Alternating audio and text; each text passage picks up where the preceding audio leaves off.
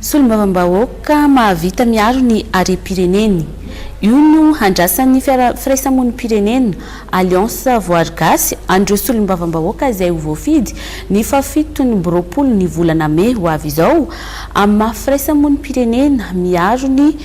fandranana tsokosoko ny harem-pirenena eto Madagasikara azy. Nitondra fanentanana ny vahoaka araka izany ty firaisamonim-pirenena miaro ny fandranana tsokosoko ny harem-pirenena ty mba hahay hisafidy tsara ireo olona izany hoe ireo solombavambahoaka mety havita iaro izany harem-pirenena ny malagasy rehetra izay mbola fanady adiny Velgislin sy Tsirra Kotorson hatrany.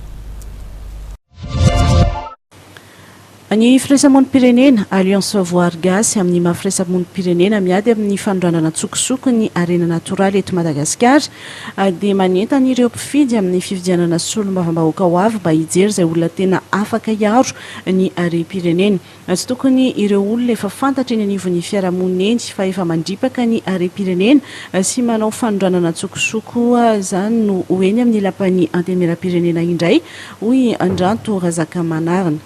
Fa eto tsy dia manentana ihany koa ny vahoaka zany mba tsy henony adrisa ataon'ireny olona te hilatsaka ho fidin'ireny indrindra amin'ny 27 Mai zany fa misy olona dia lany député foana ny fampifanantenana fanapotehana ny zavaboary.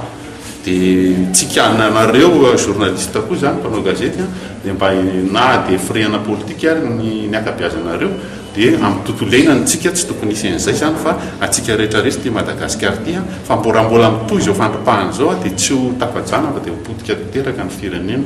Tato anatin'ny volana vitsivitsy kosa nefa dia nahita ity firaisamonim-pirenena ity fa niena ny fandranana tsokosoko ny andramena. Efa misy ny ezaka ataon'ny fitondram-panjakana ankehitriny amin'ny resaka fisamborana sy fanaovana fanadihadiana amin'ireo olona mpanao izany.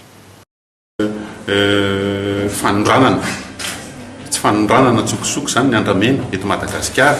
dia tsy andaiky izay firaisamonim-pirenena fa tsy mahita aloha zany zanatra fanondranana goavana tatoato ny andramena. Ny takina faharoa dia ny fisamborana ireo trondro vavety dia vao tonga le gouvernement fotoana-patsakana vaovao dia efa nisy le fisamborana fa saika nijanona moa le izy zany hatreto zany fa zay zany miandry an'ireo tokony mpolitoizana tsy hanaovana izy mizana tsindrinira satria mbola misy dossier vavety zany tokony mbola hoarahana. Dia ny anankiray fatelo dia mikasika le teneninareo zay ny inventaire sy ny stockagen'izy ireny lasa nanjavozavo be zany le izy tatoato. Io moa zany dia nisy business plan ny fanarahana nataon'ny gouvernement izay nivatsiny ny banque mondiale vola dia tsy maintsy nitohizana zareo le izy kanefa nitoerina firaisamonim-pirenena tamin'ny heritaona dia le saika firaisana fitsokombakomba zany amin'le mpanondrana nanao déclaration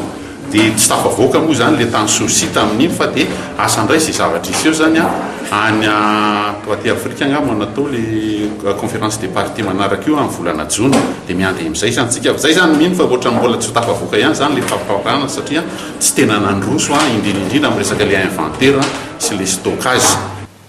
Raha ny nambaran'ny Alliance VOARY GASY any androany dia mbola maro ireo ezaka tokony ataon'ny fitondram-panjakana momba ny andramena. Ny fanisan'ireo tahiry sy ny fijereny ireo fanapahana dia anisan'ny fipetranapetraky ny CITES amin'ny fahafahany Madagasikara hanondrana ireo hazo efa tapaka hatramin'izao anefa dia mbola tsy vita izany ka mbola tsy mivany sazy napetraka amin'ny tsy fahafahany Madagasikara manao fanondranana ara-dalàna.